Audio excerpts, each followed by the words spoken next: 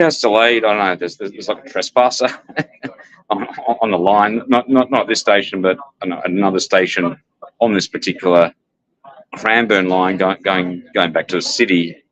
And so it's delayed. It's going to be delayed. I don't know, 20 minutes. It could be an hour. I really don't know.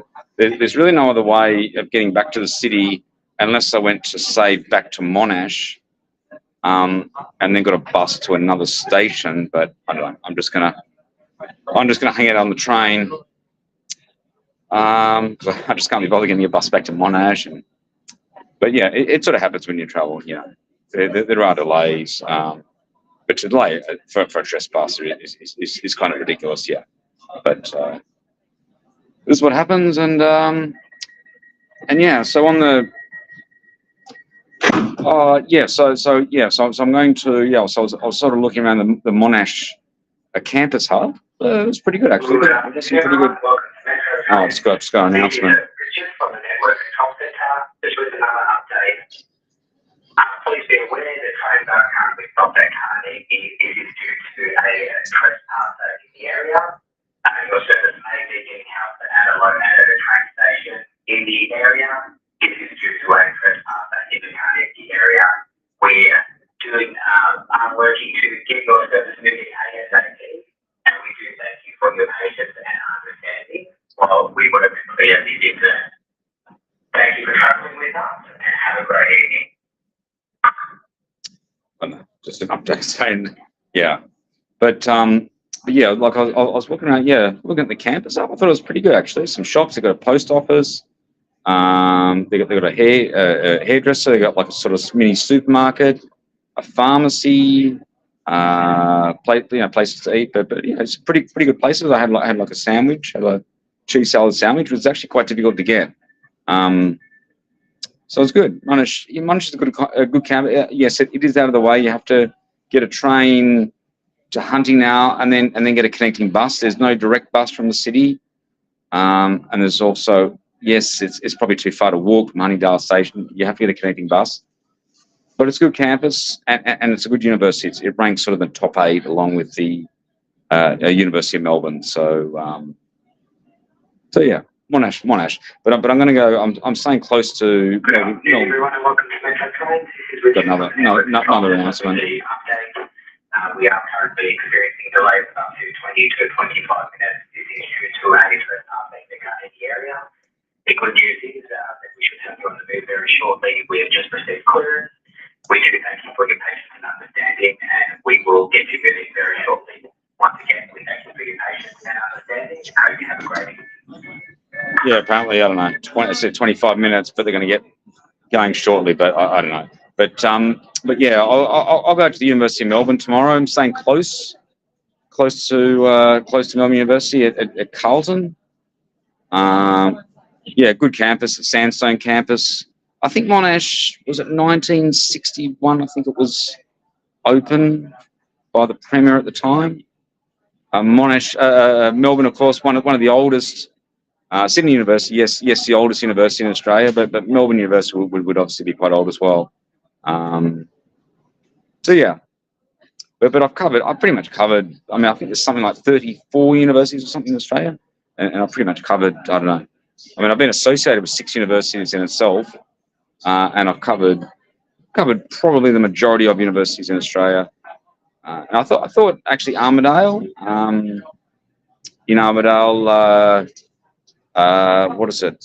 Is it New England? New England University? I don't know. The university in Armidale. It looks like the first part of the Carnegie area has been melted, so it looks like we will be moving shortly. But yeah, once again, thank you for your name. Okay, yeah, so it looks like we're moving shortly. Yeah, the UNE, so yeah, University of New England in Armidale. You can actually catch a train from Sydney. I don't know how long, 6.5 hours, maybe more. But you can fly. There's an airport close to the city in Armidale, and you can also go by Tamworth, which is kind of the country music centre of Australia, probably in the world, being Australia. So it's worth a stopover in Tamworth and then in Armidale. Now on the tennis front, I'm looking at a new model where I've got a distinct ranking system going from one. So I'll have a distinct GOAT, which I've got as Martin Navratilova because of the 31 doubles, and then second, second I've got Margaret Court, 24 singles, 11. Yeah, she won 11 Australian Opens compared to Djokovic 10. I don't think people sort of realise that. In fact, it's sort of interesting that everyone was talking about Djokovic. Everyone was just talking about Federer, because Federer was kind of breaking records. He broke the Sampras record, 14. And then he just kept winning slams, and then of course got up to the 20. And I don't know, no one was really following Djokovic or Nadal because they're kind of playing catch up. Although Nadal was kept winning the French. But what about no one was talking about sort of the Margaret Court records and Navratilova, and of course Serena Williams. She won 23, but because Serena Williams was chasing the record of Margaret Court, it wasn't it was sort of all Federer, not so much Serena Williams.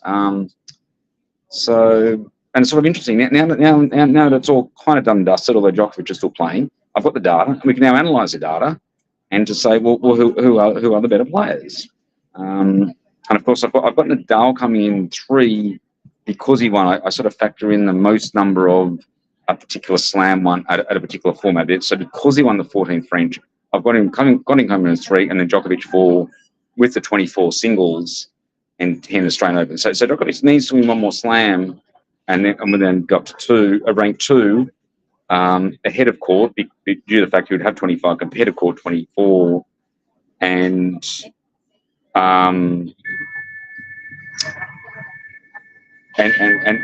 also yes, to be GOAT, he needs to get 31. So he needs to win 7, at least 7. 7 more slams, and so has COVID. I don't know. It's kind of interesting, isn't it? Was he denied 3 slams because of COVID, and could it then make a difference if he was to win a couple more slams? Because he's probably not going to get to the 31 from 24. He's 36. In fact, the train's starting to move now, which is good.